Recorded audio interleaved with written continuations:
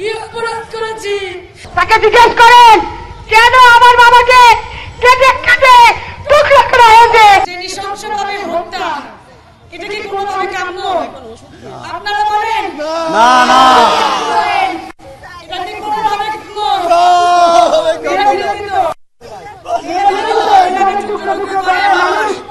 আপনারা জানেন আমরা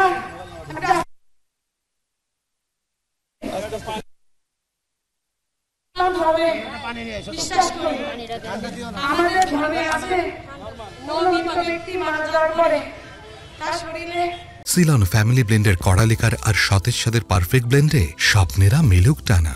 আস্তে গোসল করানো, দাফন করানো, আসলে অনেক ব্যথা লাগে, সে বলতে পারে না, কিন্তু কি বলে আমাকে আস্তে করা, আস্তে গোসল, আমাকে ধরো না, আস্তে ধরো।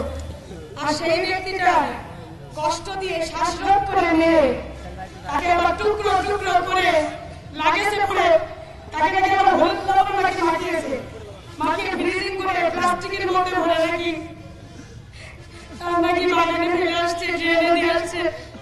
আজকে আমি আমার বাবার এক টুকরো মাংস আপনি এত নির্মম কি অপরাধ করেছি, এই কালীগঞ্জে কি অপরাধ আছে? আপনারা বলেন কি অপরাধ করেছে আমার বাবা? কোন অপরাধ করেছে আপনাদের সাথে? সারাক্ষণ পরিবারের সময় কোনদিনও দিইনি, সারাদিন রাত মানুষের প্রয়োজনে। আজকে অনেক মিডিয়া, অনেক সাংবাদিক ভাইরা অনেক রকম নিউজ করছে যে সে এই ব্যবসা করেছে, ওই ব্যবসা করতো। আপনারা কি জানেন তারা সে কেন ইন্ডিয়ায় থাকতেন একটা সময়? আপনাদের তো জানার কথা, জানার কথা না? 2001 থেকে 6 সাল পর্যন্ত আমাদের 7 দলীয় জোটের সময় মামলা দিয়ে তাকে এভাবেই মারার পরিকল্পনা করেছিল, কিন্তু তখন তার হায়াত ছিল বলে আল্লাহ তাকে বাঁচিয়েছেন। জীবনের তাগিদে বাঁচার তাগিদে 14টা বছর ইন্ডিয়ায় কাটিয়েছে। তখন ইন্ডিয়ায় তাকে অনেকেই আশ্রয় দিয়েছে, তার ভালো ব্যবহার, মানুষকে মূল্যবোধ সম্মানের জন্য তাকে অনেক মানুষ তাকে আশ্রয় দিয়েছে।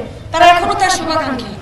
মাঝে মাঝে যখনই চিকিৎসার কাজে যে কোনো প্রয়োজনে ইন্ডিয়ায় গেলে তাদের বাসায় সে থাকে, সৌজন্য দেখা সাক্ষাৎ করে আসে, অনেক সময় একবেলা খেয়েও আসে, কারণ তারা ওই সময় তাকে আশ্রয় দিয়েছে।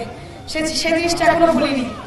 আর এই সময় তাকে মিথ্যা বিভিন্ন ধরনের মামলা দিয়ে তাকে মেরে ফেলার প্রচেষ্টা করা হয়েছিল। সেগুলো পরবর্তীতে প্রত্যেকটা মিথ্যা অভিযুক্ত হয়ে সেই মামলাগুলো নিষ্পত্তি হয়ে গেছে।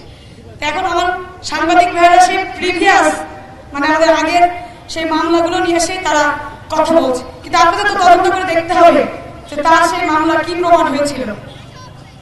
প্রত্যেকটা মামলায় সে নির্দোষ অভিযুক্ত হয়েছে, তাহলে কেন নির্দোষ প্রমাণিত হয়েছে?